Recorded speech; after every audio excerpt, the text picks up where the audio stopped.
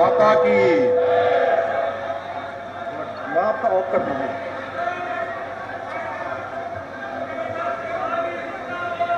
भारत माता की, भारत माता की जय जवान, जय जवान, वंदे वंदे वंदे। नरेंद्र मोदी जिंदाबाद, नरेंद्र मोदी जिंदाबाद।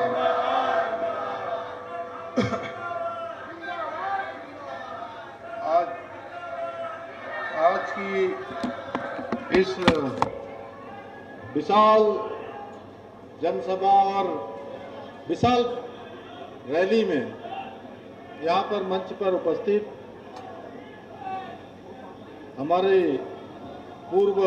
कैबिनेट मंत्री स्वामी यतीश्वरानंद जी, आपदा प्रबंधन के हमारे सलाहकार उपाध्यक्ष विनय रोहिला जी, जिला अध्यक्ष मधु सिंह जी, और आज जिन्होंने इस विशाल रैली का संयोजन किया है, ऐसे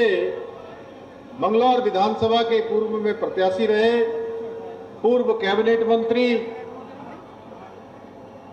और जिनका हर प्रदेश में जनता से बहुत प्यार होता है,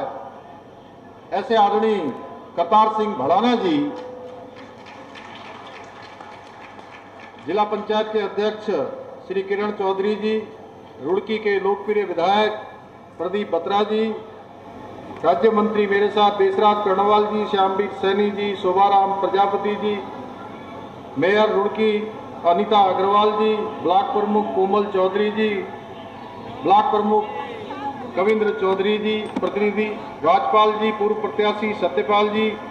और मंच पर आसीन हमारे सभी नेतागण, सभी मंडलों के अध्यक्ष, सभी आए हुए आज इस रैली में और इतनी चिलचिलाती धूप में आप सब इतनी बड़ी संख्या में आए हुए, मेरे सभी बड़े बुजुर्ग, माताएं, बहनें और हमारे सभी युवा नौजवान साथी, सभी किसान भाई, पत्रकार मित्रों, छायाकार बंधुओं, मैं आप सबका आज यहां पर पधारने के लिए आप सभी का हृदय से स्वागत करता हूं, अभिनंदन करता हूं। और पूरे रास्ते भर जिस प्रकार आप लोगों ने मेरा स्वागत किया, अभिनंदन किया, जहां बड़े बुजुर्गों ने मुझे आशीर्वाद दिया, माताओं बहनों ने अपनी शुभकामनाएं दी और नौजवान साथियों ने जोश भरे नारे लगाए, मैं भी आप सबका हृदय से स्वागत करता हूं, अभिनंदन करता हूं, आप सबको प्रणाम करता हूं।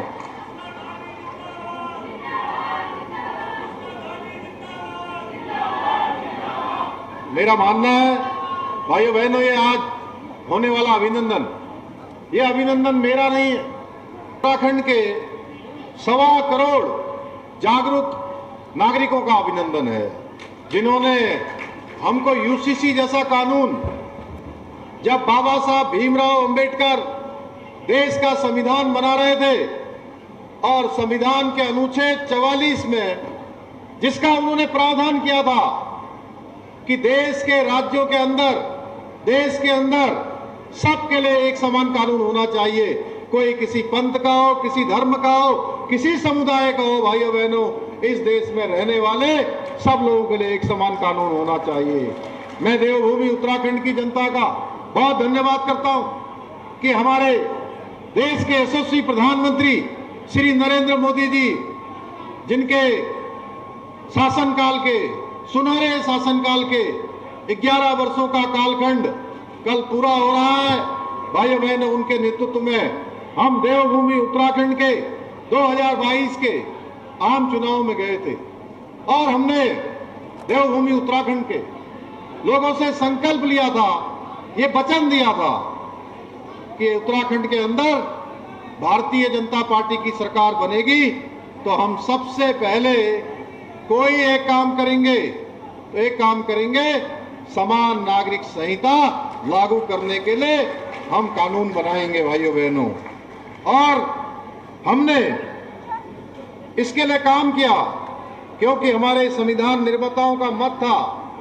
कि देश में रहने वाले सबके लिए एक समान कानून होना चाहिए, चाहे वो किसी धर्म, समुदाय या पंथ का हो। भाइयों बहनों, क्योंकि हमने अनुभव किया समाज में कुछ समुदायों के लिए अलग अलग व्यक्तिगत कानूनों के कारण अन्याय की स्थिति, असमानता की स्थिति पैदा होती है। समान नागरिक संहिता इन सभी में समानता लाने का काम करेगी। भाइयों बहनों, आज के इस अवसर पर मैं, जहां आप इतनी बड़ी संख्या में आए हैं और दूर दूर से आसपास मंगलौर, लिब्बा हेड़ी, रुड़की और पूरे हरिद्वार जनपद के और कुछ बहुत लोग हमारे आसपास के क्षेत्रों से भी यहाँ आए हुए हैं, मैं आप सबके सामने जरूर बताना चाहता हूँ कि समान नागरिक संहिता किसी धर्म के खिलाफ नहीं है, किसी पंथ के खिलाफ नहीं है, बल्कि सारी कुप्रथाओं को मिटाकर नागरिकों के बीच में समानता स्थापित करने का एक संवैधानिक उपाय है भाइयों बहनों।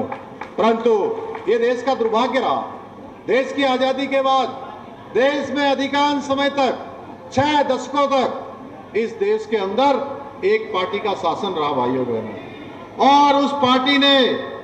कभी भी यह प्रयास नहीं किया कि देश के अंदर रहने वाले लोगों के लिए केवल और केवल अपने वोट बैंक की चिंता करी, देश के अंतिम छोर में रहने वाले लोगों के लिए चिंता नहीं करी कि समान नागरिक संहिता का कानून लागू होना चाहिए। जबकि दुनिया के सभी प्रमुख मुस्लिम देशों में समान नागरिक संहिता का कानून लागू है भाइयों बहनों पहले से ही। हम भली भांति जानते हैं कि भारत में सबसे पहले उत्तराखंड में यूसीसी लागू करने का मार्ग कोई आसान मार्ग नहीं होगा भाइयों बहनों, लेकिन हमने अपने प्रधानमंत्री श्री मोदी जी के मार्गदर्शन में और उनके नेतृत्व में जब नीति और नियत दोनों स्पष्ट हो, हम आगे बढ़े और देवभूमि उत्तराखंड की जनता ने हमको अपना आशीर्वाद देकर ये कानून लागू करने का हमारा मार्ग प्रशस्त किया। और 27 जनवरी 2025 से उत्तराखंड में सभी के लिए एक समान कानून लागू हो गया है भाइयों बहनों। आज के इस अवसर पर हमारे बीच में बहुत बड़ी संख्या में हमारे अन्नदाता भाई किसान यहाँ पहुंचे हैं और आज मुझे भी काफी दिनों बाद उन्होंने ट्रैक्टर पर बैठा लिया और ट्रैक्टर में बैठा ही नहीं लिया। उन्होंने कहा आपने ट्रैक्टर चलाया होगा, मैंने ट्रैक्टर बहुत चलाया बचपन में। तो भाइयों बहनों, वहां से लेकर आपके बीच में आने तक जहां से रैली शुरू हुई, आज ट्रैक्टर चलाने का भी सौभाग्य प्राप्त हो गया। मैं आप सबको डबल इंजन की सरकार द्वारा जो किसानों के हित में हमारे प्रधानमंत्री मोदी जी के नेतृत्व में जो प्रयास किए जा रहे हैं उनसे मैं अवगत कराना चाहता हूं। भाइयों बहनों, आप सभी लोग भली भांति जानते हैं 60 वर्षों से ज्यादा समय तक सच्चे मन से देश के अंदर किसानों के हित में कोई ठोस फैसले नहीं लिए गए। परंतु 2014 में जब से देश के प्रधानमंत्री के रूप में मोदी जी ने काम करना शुरू किया, उन्होंने अनेक ऐतिहासिक निर्णय लेकर अन्नदाताओं के उत्थान के लिए अनेक काम शुरू किए। भाइयों बहनों, आज चाहे अन्नदाताओं की आय को दुगना करना हो, किसान भाइयों के जीवन स्तर को ऊपर लाना हो, वहीं देश भर के अंदर 11 करोड़ किसानों को प्रधानमंत्री किसान सम्मान निधि योजना के माध्यम से आज उनको प्रोत्साहन देने का काम हो रहा है। वहीं सभी प्रमुख फसलों में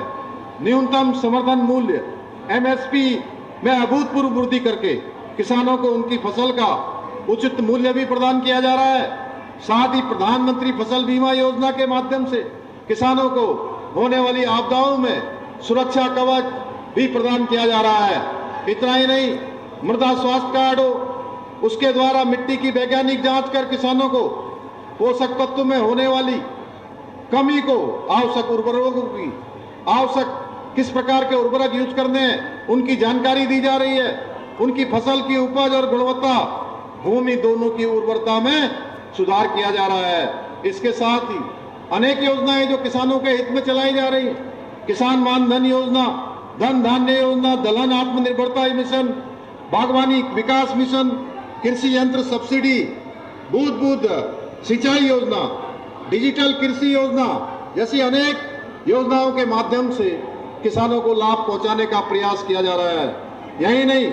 कृषि को विकास का प्रमुख इंजन मानते हुए